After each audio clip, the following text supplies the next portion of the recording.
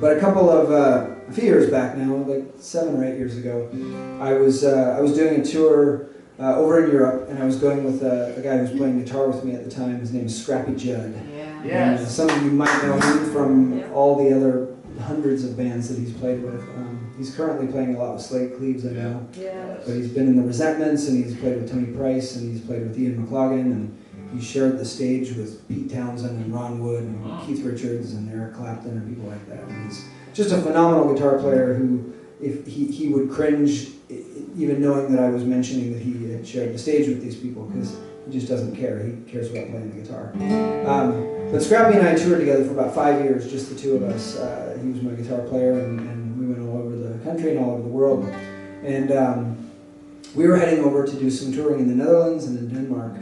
And we decided to do a couple of shows in the UK with our friend Jess Klein, who I think was also here recently. So at the time, Scrappy was playing a little bit with Jess sometimes.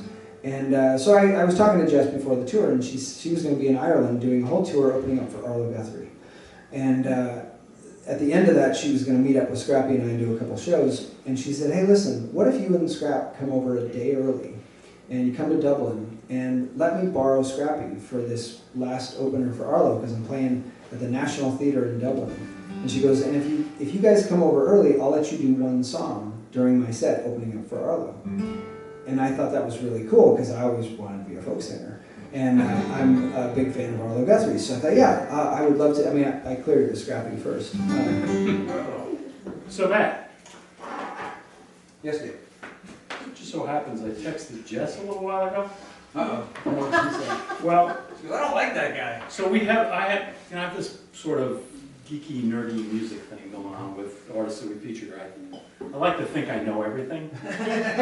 Turns out that's not true. So I gave her a hard time because, I knew she knew you, but I had no idea that Scrappy Jud had played with her. So she blew right past that. Yeah. And she says, yeah, for a couple of years, give Matt my love. He's the best and I love him, try to give him a hard time. I'm too tired to think of any good jokes, but if you can, please do so on my behalf. Actually, ask him if he wants to sneak into England illegally again.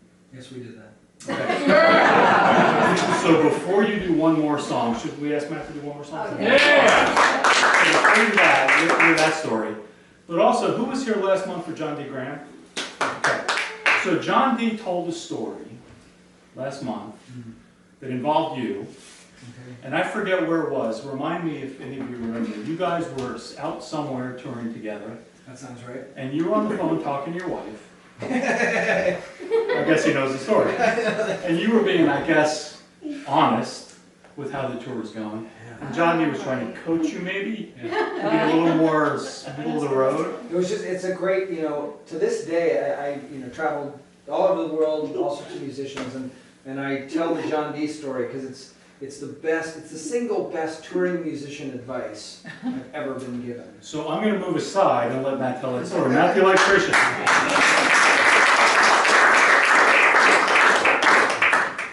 Well, yeah.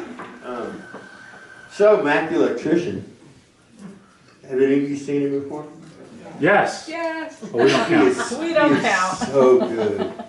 Yes, and he is an electrician. He doesn't He is do it an anymore, but electrician. he's a licensed electrician in the state of Texas. So if you need work done on your house. He actually did the wiring for my back room. But There you go. we worked out a party. So, Matt's considerably younger than I am. Probably, gosh, I don't even know. He may be half my age. I don't know. But he's just so. When I first met him, he's so sincere and so whimsical. He's like a cartoon character, kind of. He's just good-hearted, And we were both on different tours, but then we hooked up and did like 6 dates together. And at that point, his daughter Ramona had just been born. She, I think, 3 or 4 months old. And we're out in the driveway before the show, and Matt's talking with his wife on the phone, and I hear him go, "No, it's going great. It's going great, man. It's so beautiful up here, and the weather is just fantastic." I'm looking at him going, "No, is it what?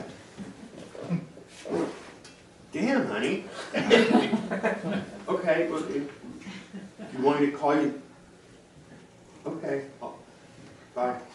And he looks at me, and I just went, "Dude, she's at home by herself with a 3-month-old baby." I go, "And even if she weren't, when you talk to home, it is never bad and it is never good where you are.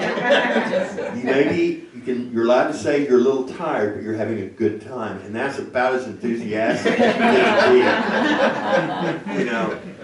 And I had the day off with my backup singer Sela, and I had the day off and met up with John D at this house to do this house concert in Jersey at Lou and Rain's house, two of our buddies, and I had we had gone to see a movie that day. Sela and I went and saw Team America: World Police was in the theaters. And that seemed like something we should see, so we did that.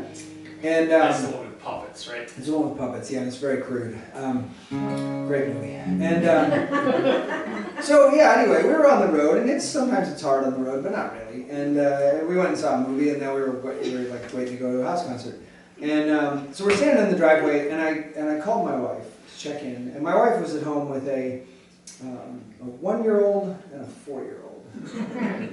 And she had been home for a couple weeks already with a 1-year-old and a 4-year-old.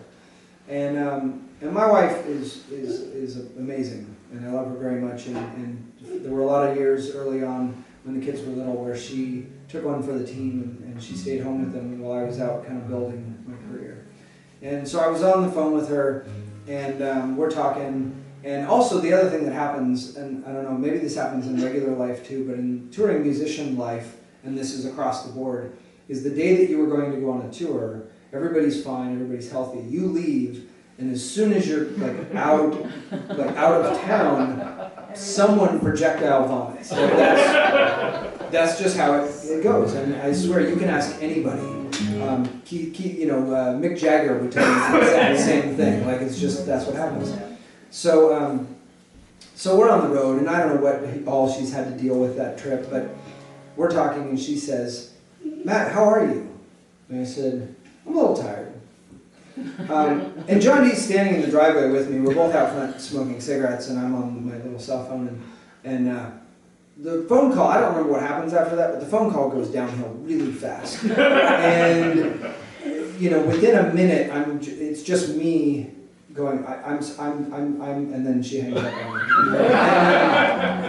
And so I put my phone in my pocket, and I'm bummed out, and John D is just laughing and laughing at me, and I said, "What?" And he goes, "Matt, let me tell you something. You are never tired. Nor are you having an excellent time. You are doing fine. You are doing just fine. How are you, dear? I'm fine." That's the answer to the question.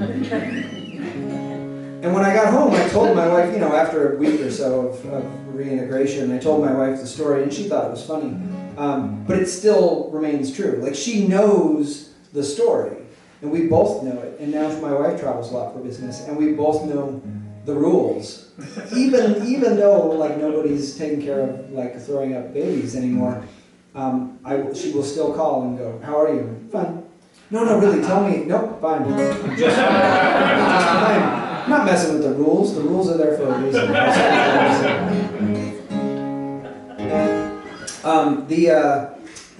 The sneaking into England story is not nearly as interesting. It's just that musicians tend to try to do that when they don't have gigs that pay enough to make it worthwhile to get a permit, to get your visa to do that. And so we had decided instead to take a ferry from Dublin to Wales, which is apparently the easiest way to sneak in. And sure enough, when Jess and I went through and we gave them our passports, even though we had guitars, we were like, "No, we're not playing in England.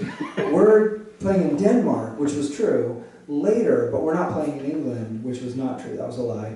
And Jess and I, they let just slide right on through. Scrappy, they held for like an extra 5 minutes. And we didn't know what was going on at first. We're like, oh crap, this is, like, we made it through, and Scrappy, what if he gets popped? And so eventually he comes over, and we said, what happened, man? And she goes, well, they just didn't believe me, because Scrappy's passport was so much more insane than ours. I mean, he's done so much more traveling. It was like full, every page was completely chock full, and it was like Russia and Beirut, and I mean, he's like a war journalist or something. So they just didn't believe that he wasn't playing in England, so they gave him a hard time. But yeah, that story is it's not nearly as interesting. But and then we got caught, and we were put in prison. That sounds interesting. We were put in prison in England, and Scrappy's still there, as far as I know.